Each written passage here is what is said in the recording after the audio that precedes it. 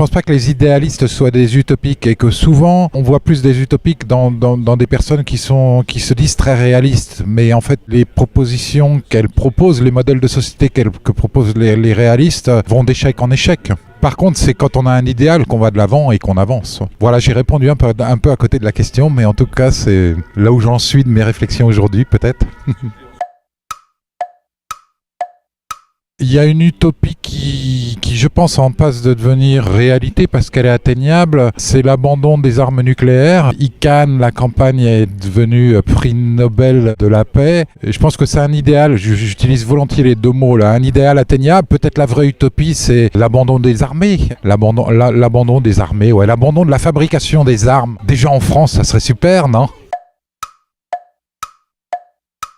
Finalement, j'ai pas tant d'espace que ça pour exprimer ma vision idéale de la société, parce qu'elle est peut-être tellement radicale qu'elle est peu entendable. Pourtant, l'autre jour, là, j'étais avec une espèce de rencontre, on va dire.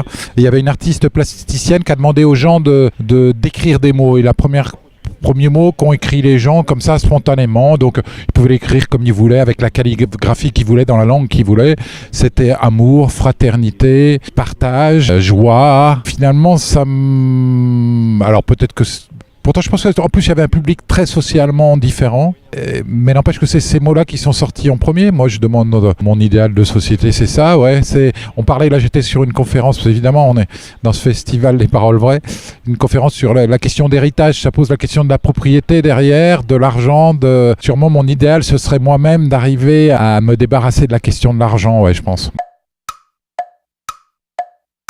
Je dirais que la question de l'âge, elle est là aussi très subjective. On rencontre souvent des personnes d'un certain âge physique, mais qui sont très jeunes dans leur esprit et dans leur cœur, et des jeunes qui sont déjà très vieux, ouais, et malheureux aussi. J'ai envie de dire que c'est notre société qui est vieille, quoi. Finalement, des fois, je suis assez pessimiste, tu vois, et je me dis, on est une société de riches où les gens, finalement, ils ont déjà tous leur voiture, leur machine à laver le linge, et leurs femmes et leurs enfants, et ils ont déjà atteint leur idéal, et donc du coup ils ont plus qu'à s'emmerder jusqu'à la mort et ils sont malheureux en fait. Quand je regarde un peu cyniquement, j'ai l'impression qu'on a une société de vieux malheureux en fait, quoi. Et vieux malheureux et du coup égoïste, quoi. Tu vois, surtout on n'a pas qu'on partage ce qu'on a acquis là avec les autres. Voilà, donc la question de l'âge est toute relative, ouais. J'ai fait venir un ami dans le cadre du Festival de l'Afrique qui organise un festival en Kabylie qui s'appelle Racontar, qui rassemble pendant une semaine dans un village tout un tas d'artistes. Il le fait bénévolement, il y a plus de 300 artistes accueillis par les villageois, etc. Et Hassan, il est venu là. Et c'est marrant, cette personne-là quand même, je trouve que j'ai rencontré là-bas en Algérie des personnes très grandes mentalement et physiques, enfin mentalement parlant, quoi, qui sont humainement parlant, qui sont très très fortes, quoi, et qui rayonnent avec toute leur fragilité aussi. C'est pas des gens qui se mettent en avant pour se mettre en avant.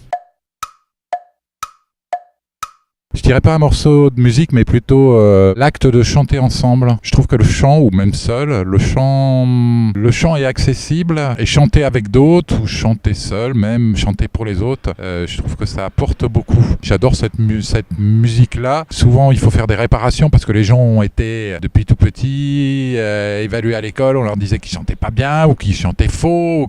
Puis quand on permet, en fait, on se rend compte que les gens, ils aiment bien chanter. Et souvent, quoi, c'est vraiment une manière de communier qui me plaît bien, une musique qui me plaît bien, quoi. Et à travers mon travail, j'ai l'occasion de donner la parole aux autres, et souvent c'est plein de belles surprises sur la vie, et j'apprends beaucoup par ça.